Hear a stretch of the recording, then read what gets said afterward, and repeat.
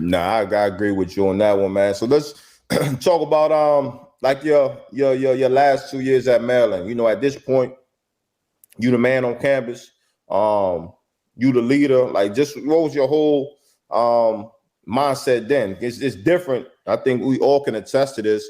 It's different when you come in as a freshman or sophomore. Even though coaches have high expectations of you, but at that time it's like, okay, well, if you don't pan out, sure, we got some more. We got another freshman class coming in. Now you're a junior, you're a senior, you the man on campus, you the captain of the team, man. Like, what's your mindset? And then you said sophomore year, you already have that mentality. I just punish a future first rounder.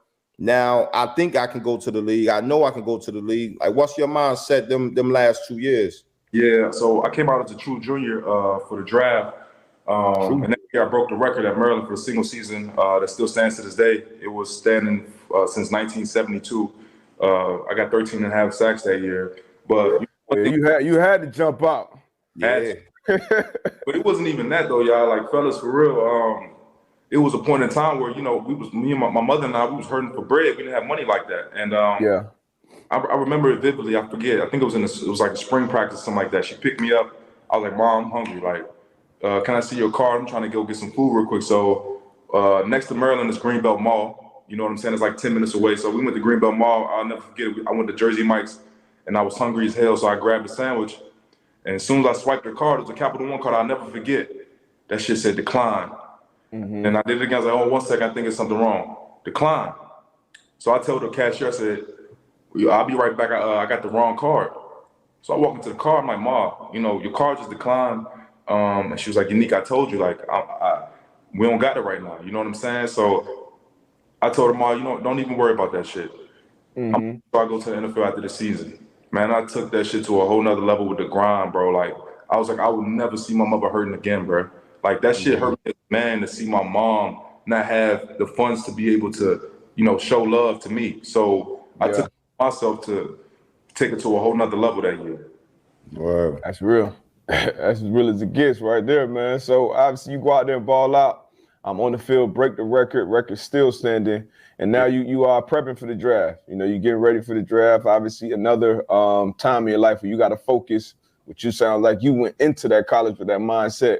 But what was that draft prep like, man? It was cool, man. I was blessed enough to have a good agent. That's my agent now.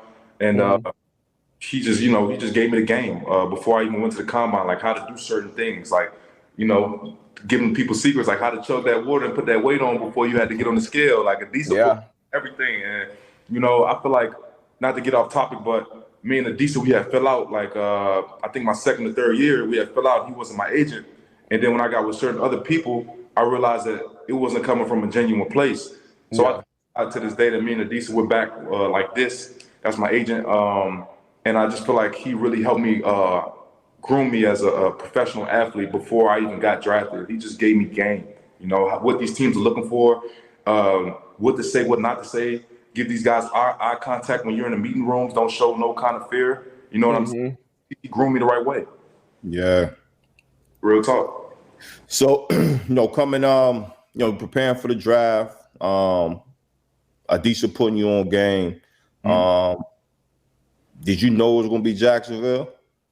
No, I didn't, big bro. I thought it was going to be actually Baltimore, because that's the team that showed the most interest. It was the Ravens, and didn't know it was Jacksonville. Well, I kind of got a hint because I think that Wednesday before the draft, Coach Todd Wash, who's the D coordinator or the D-line coach now for the Detroit Lions, he worked me out, and he said, man, if we have a pick, like, we're going to take you. You're still on the board. And sure enough, day 2, third round, he calls me from a 904 Jacksonville number, and he's like, bro, we're taking you. That shit was crazy. It was crazy. It's dope. So I believe you went third round, right? Your third round pick? Yep. Okay, third round. So going into that draft, obviously, me, AB, we've been there. Waiting for your name to be called. Your teams told you certain things. Hey, we got you available at this spot. We're gonna take you. If you here, we love you. I'm gonna jump on the table for you. What was that night like for you? Whether it's first, second, third, whatever. What was those nights like?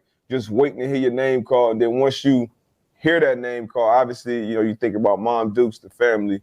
But what was that experience like? Because I know everybody has their own personal, I guess, draft night experience?